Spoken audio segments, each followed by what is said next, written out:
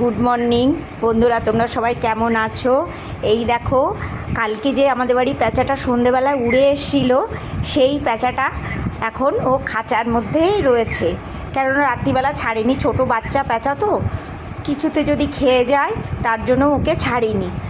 এই যে ও কালকে রাতের থেকে কিচ্ছু খায়নি, কেন খাঁচাটা এনেছে এই কারণে, ও উড়ে উড়ে বেড়াচ্ছিল ঘরের মধ্যে, পাখা চলছিল, পাখার যদি বাড়ি ঠাড়ি খায়, খেয়ে লেগে যায়, ওর জন্য ও তোমার দাদা গিয়ে খাঁচাটা এনেছে। একটু ফলও এনেছিল কিন্তু খায়নি।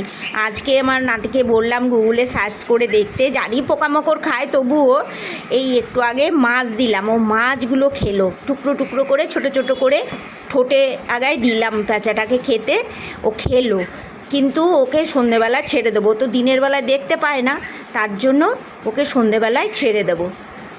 বন্ধুরা, আমার এই চ্যানেলে প্যাঁচার ভিডিওটা যদি ভালো লাগে তোমাদের, তোমরা কমেন্টস করে জানিও কেমন লাগলো, লাইক করো বন্ধুরা।